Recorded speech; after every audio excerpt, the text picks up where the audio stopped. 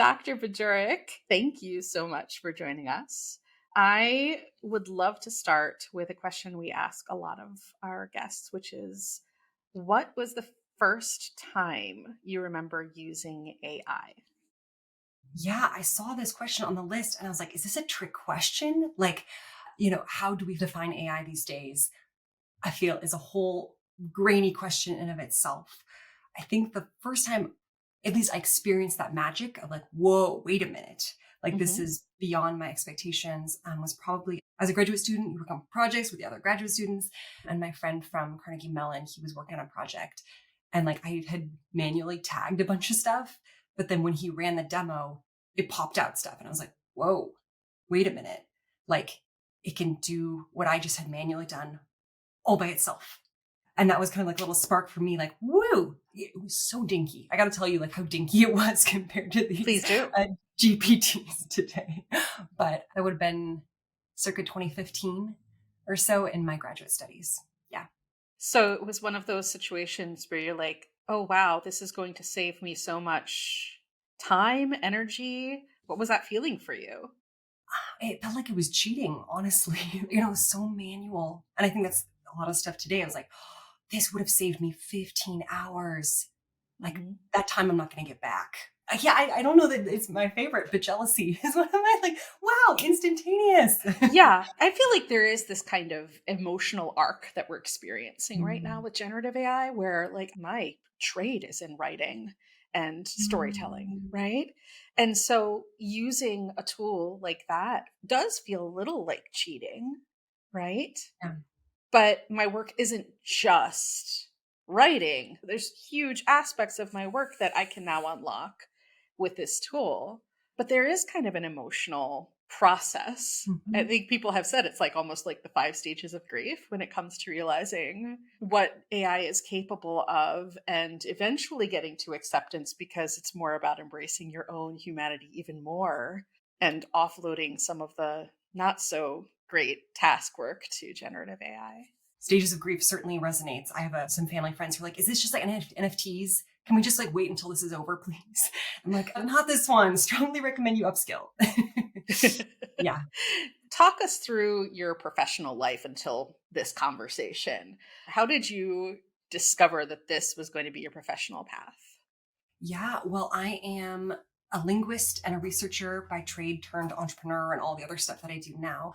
I was that nerdy kid in middle school that loved languages. If you remember, when maybe it's yourself or your friend, that was me. I got a master's in linguistics, and really those early stages of natural language processing is where I saw, we can call it multimodal, we can call it leveraging different parts of data sets. But when I saw this, I was like, this is the future. Like I'm all in. Like, let's go. And I got to tell you, at the time, people were like, linguistics, are you going to pay your bills? We're worried for you. And now today, people are like, you have a degree in that? Like, wait a minute. Anyway, so my master's program in linguistics, and I went to University of Arizona for my PhD to really do research in kind of multimodal, how we work on the back end, how it affects users with this augmented reality product, actually.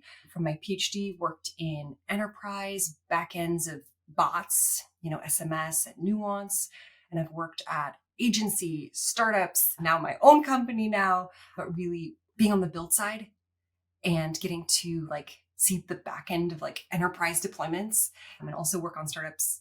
Like it's so interesting being the end user for some of the products and all the different choices we make in the build of development and costs. Like there's all these, I love that this podcast is Humans of AI because there's so much vestiges of human hands or proverbial hands decisions on AI.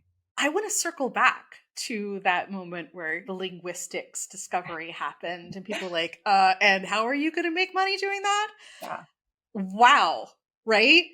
Because in this moment, it feels like there is an opportunity to build off of linguistics and some other liberal art stuff that people are like, yeah, right. You're never going to make money doing that. Can you talk to me more about what it was appealing to you about linguistics, what you were into? You said you were into languages as a kid, because somebody out there is going to be listening to this who might be a linguistics nerd and realize, oh, wait, I actually do have a career path here. Mm-hmm. Absolutely. Well, linguistics being the scientific study of languages, right? Like how we categorize it in different ways. I really fell in love with phonetics, which is about speech sounds and stuff. And people were like, this is not going to be solved soon. Don't go down that rabbit hole. There's so many parts of linguistics, morphology, syntax, like how we learn languages, etc. But phonetics, have you used Duolingo before? Yeah. Yeah, back in the day, they were rolling out these speech features, and you'd practice saying, something in Spanish, and it says like good enough or not good enough. I said ooga booga dooga, and I was like, correct, ka-ding. And I was like, wait, who set the back end? Like, what is benchmarks for good enough? And then I started doing research on the Duolingo teams, and it's like three dudes deciding what that benchmark is. But I was like, what is this data set? What is the visualization of the little speech thing? I think my answer is more sprawling than your question, but I was so voraciously curious about how these systems get set up and how we learn languages. Like, it was just this plethora of ideas, and it's deployed to millions. I mean, the number of users who use Duolingo as one example product is mind-boggling with the power of words. So yeah, this field is very rich in careers, and you do have to translate it to something that monetizes. But yeah, I love being a linguist. That is so cool. And now it makes me want to go get some Coursera courses in linguistics because I am very much a language nerd. So this could open up a new path for me. Thank you. How do you interact with AI on a daily, personal, or professional basis? Yes. Well, I build custom AI products for customers. So there's that piece. I use different products regularly, not only ChatGPT, but like all these products like say they can do things. And I'm like, can it? Like, let me drop that file in it and see what it spits out. So I get to be the end user as well as the builder, as well as someone who's frankly educating. I do a lot of teaching and seminars and things, but moving people from scared, curious to like enablement, as we mentioned, like efficiencies. People are like, oh, this is going to change my workflow. Or like, you're going to automate what I hate doing. So I get to be in that storyteller role, or I get to be, making those decisions. And I think there's a processing that people are doing on that side of tool usage. I get to dabble in lots of pieces of this. I'd love to kind of double back on bringing in the storytelling aspect of it, the data aspect of it, Yeah. as well as the linguistics. So, talk me through, where do you feel like that came from? Where do you feel like that love of those kind of that triad of things came from for you? I think this is like asking someone like, why are you musical? Or like, why do you like playing soccer? I swear Sure. to you, I woke up and that is who I am. I think realizing that it was something that was valuable came later in life, or like that other people valued it externally. I became extremely effective in pre-sales by making bar charts for a company I worked at. I was like, I have a PhD and you want me to like talk about the ROI in a bar chart and like really talk customers through how we're going to save them money or boost revenue. That was so powerful to my team at the time. And I was like, bar charts? Okay. But I've always loved linguistics and I've always loved storytelling. And I think it's translating what we're doing in the weeds to what Mhm. people can actually consume, and a story and a nugget, and usually a number and a dollar sign are a piece of that. Yeah, definitely. It's about putting together the meaning. What's the role that this is actually going to play in Yeah. your life? How is it going to impact your life? And that's where the story is. Yeah. Yeah. Cause we have toys. We have so many toys, but is it actually going to be impactful? Like, are you going to actually use it? Like, toys are great, but yeah. Is there a story or an example of like when your superpower of translating technical depth into data driven storytelling? You said that, you had the bar chart, for example, but is there a story of discovering that as like, oh, I'm onto something here. This is something that I am made to do? Whoa, made to do. I did notice that it was a differentiator, or was a skill set a lot of people around me didn't have during my graduate studies. Unlike tech, there are like other KPIs of like you have to have different skill sets to succeed in academia. For those who are academics on this call are listening to this, you have to go to conferences, you have to present your work to be a quote unquote successful academic. So I noticed earlier in my studies that like some people had slide decks that weren't easy to read, or like they had great technical stuff, but no one could understand them in their presentation. Everyone just like glazed over and started doing their email again, and I got really positive feedback that my slides were like readable. I actually got feedback from professors like, your slides are too pretty. People will think you are stupid. And I like left that being like, I was, anyway, I didn't know how to interpret that at the time, but I advanced faster in some of the milestones for my graduate studies because mentors saw my work and were like, ooh, she could help me with this project, or like, let's fast track her for this thing, or send her this consulting work. Like being like kind of like plain language, this movement of like, people can actually understand you. Shocker, can be helpful to people outside of your tiny little bubble. So I think Mhm. that ability to convey ideas, make graphs that people could consume, connected to ideas in different fields. That comment that they made, first of all, it seems like a very gendered filter of how to communicate information and to teach up one another. Number one. And number two, it feels very gatekeepy. Yeah. Oh yeah, And that brings us also to talking about like women in voice, for example. yeah, How did that discovery of linguistics, data, storytelling connect specifically to voice, right? And conversational AI? Let's talk through that first. And then we're going to cover the women in voice aspect of it. yeah, absolutely. Well, like I said, while getting my master's, I fell in love with phonetics. I was like, sounds, speech sounds, how we quantify it. Like I am in. And at the same time that I was doing my graduate studies, Amazon Alexa was coming out and being shown at the Super Bowl. I don't know if you remember this time, like Amazon Alexa is like everywhere and people were getting these devices. And I was like, wait a minute, the work I'm doing connects to that. Like these ideas are related, whether you want to call it commercialized or kind of the research being translated into product. And when I was presenting different research in academia and then presenting it at some tech events and then was going on the job market, and I realized, although my graduate studies are people from all around the world, men, women, etc., when I went into tech environments, suddenly the demographics completely changed. And it was kind of like a slap in the face or a punch in the stomach. But I definitely went to a whole warehouse. I don't know if there's another woman in the whole building. I mean, I don't know if I'm a very spiritual person, not a very religious person. I didn't feel like I had a choice. It was like, you are complicit or you do something. Those were the two forks in the road. Cause I was like, I Mm-hmm. love this field. I'm going to take a job in this field. I know I am. So what's the plan, Joan? And I launched Women in Voice as a Twitter handle back in the day when people were on Twitter. And I was like, I'm just going to launch something, whatever, got to do something. And I put out a Google form for like leadership roles. Who wants to join? And 20, 30 some people signed up in a few weeks. And I realized that there were other people who also felt this othering and alienation, but loved the field, voice, conversational AI, whatever you want to call it. So Women in Voice now has over 20 chapters around the world. We have the president of the board. We have a board of directors. It is scaled into one of these, women in tech entities. Mm-hmm.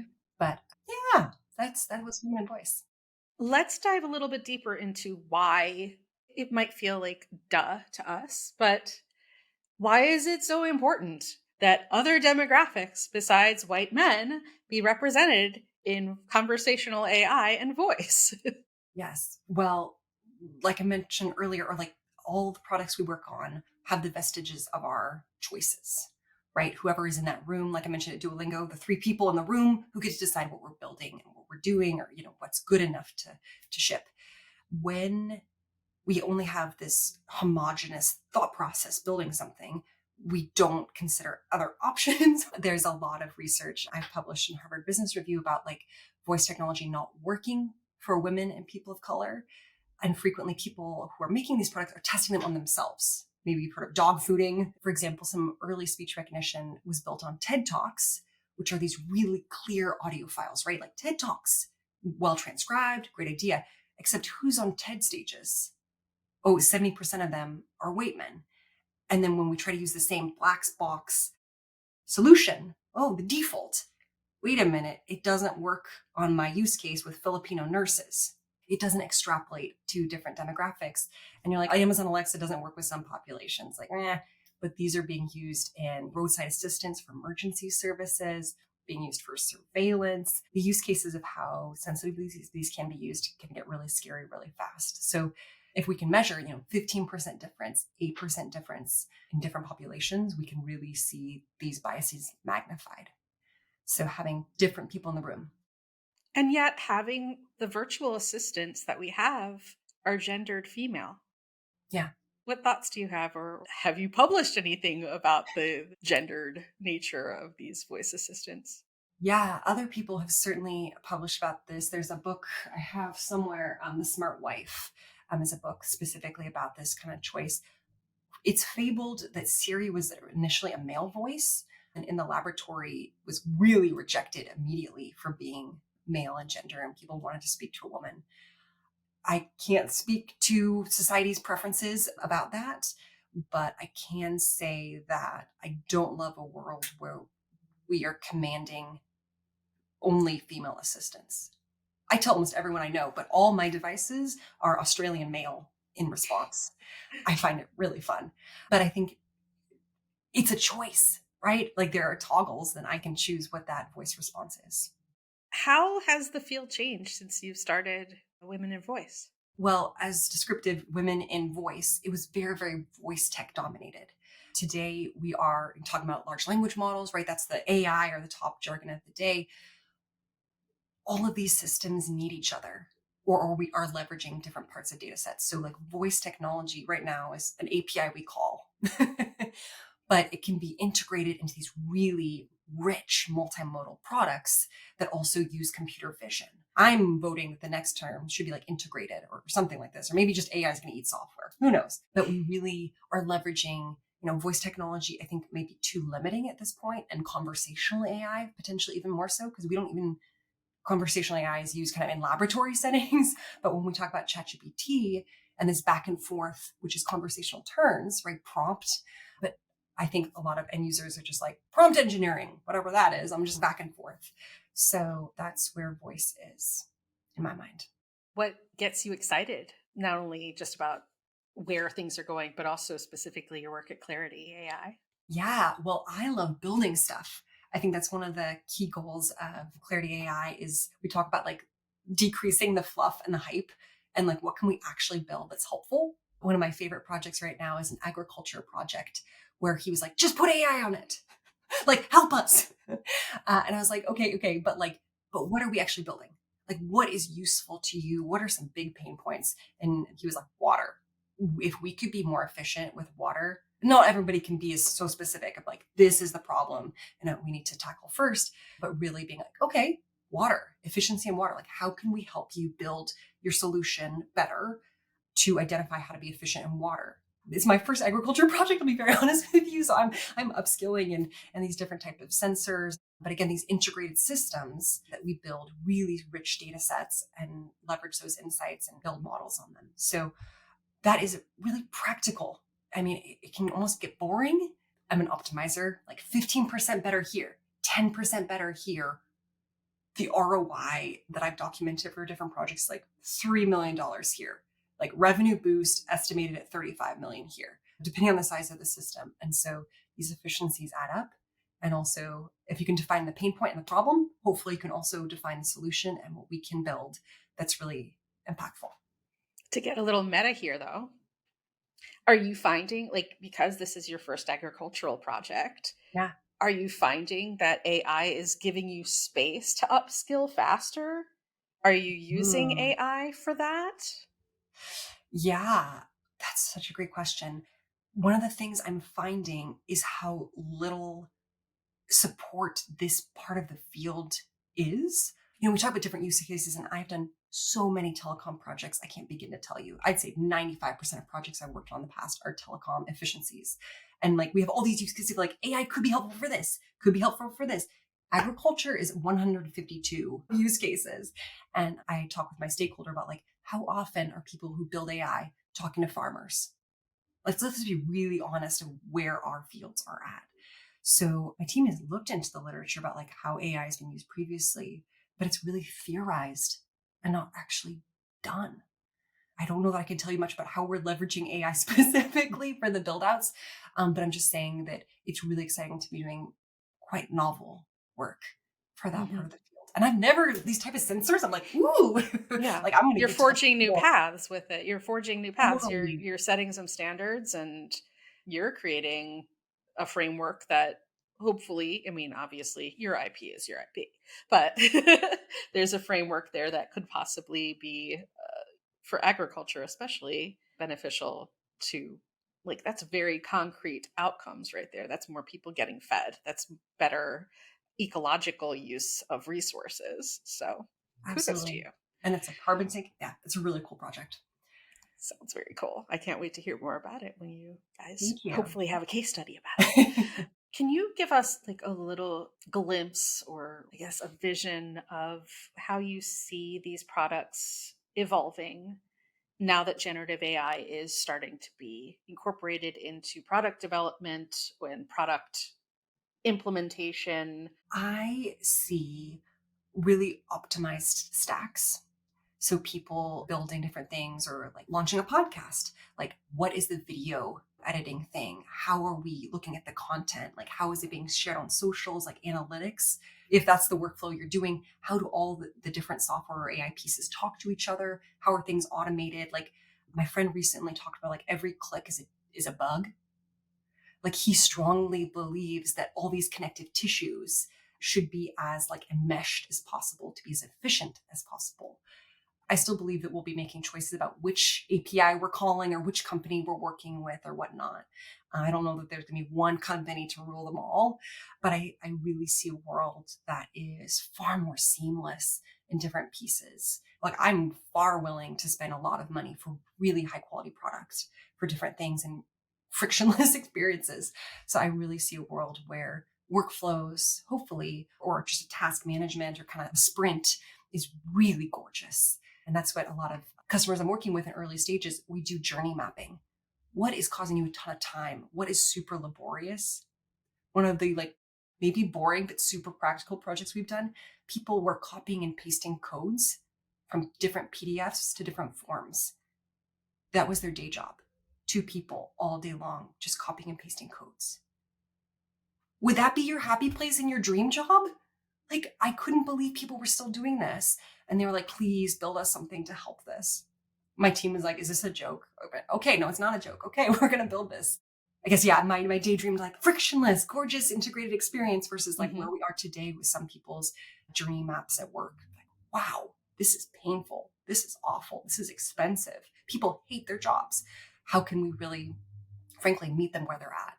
I guess is what I'm saying. To even add a little bit more detail to this picture, Yeah. are you seeing, I would be just talking to my computer and saying, hey, move this file over here, the autonomous agent. Can you add a little bit more detail to this scenario? Totally. Well, for the personal use case you're talking about, like you wake up in the morning or you wake up whatever and your computer, I would see it as being quite proactive. So it already knows your schedule. If you have a commute, it already knows where the traffic might be. It has a ton of predictive analytics on you to show you different things. So instead of you being like, hey, I need to move this folder, it potentially has already done these tasks and will be asking follow-ups or did I do the right thing? Do you agree with this choice I made?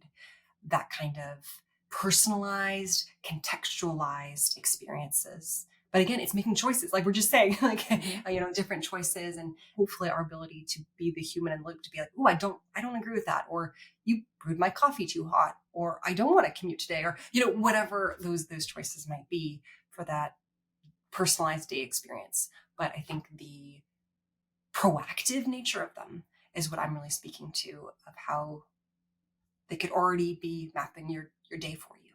So that's the personal use case scenario. And then in terms of like enterprise or business use case, and I know that little personal scenarios add up to big business outcomes. What do you see as kind of a work day type of? Oh my gosh. Oh, the future of work. I don't believe that humans need to sit on a computer for 40 hours a week to be the best at what we're doing. So I see a world where I hope there are fewer meetings, honestly. um, I really see a world potentially where you also show up at work, however that looks, and it says, hey, these are the 3 items we really need your help with. Can you really attack 1, 2, and 3? Prioritize. Maybe your boss has flagged things, or maybe you've left yourself notes from the night before. It's really prioritized, focused, specific. Maybe you talk to different team members. I think the synchronous and asynchronous life will continue and hopefully have a lot more breaks because I worry about like more workaholism being in our future. You could just so efficient that you're also working 80 hours a week still. But I don't believe that's sustainable. And I strongly believe that the best companies will strategically use the humans they have for their superpowers, hopefully. We've gone from speaking of your superpowers to kind of a glimpse of the future. Do you see a through line or a common theme here that you would say, hey, this would be the title of my story or the through line of my story? I certainly, and my parents would say this as well, like I walk or dance to my own drummer's beat, like people telling me things and I have to decide at different junctures, do I agree with you? Is that the way I want the world to go or the way I see the world? I'm from Portland originally, so like the hipster mentality of like I opt out or like I completely disagree is certainly something of people being like, that's a terrible path, do not do that.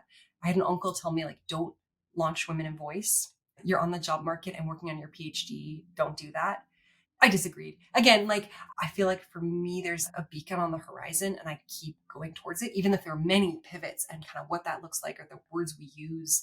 I feel like my path feels very concrete for me in that way. So yeah, the dissident, the playful dissident. I don't want to Mhm. sound like a But that uh, takes you being anchored in knowing who you are, yeah, right?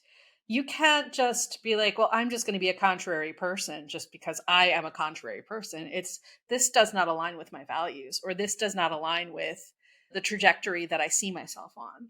Yeah. totally. And I'm certainly a reflective person to it's not like those people said that thing and I was like, that's stupid. Next. It was probably like, where does that come from? Like, do I Mhm. agree with that ideology?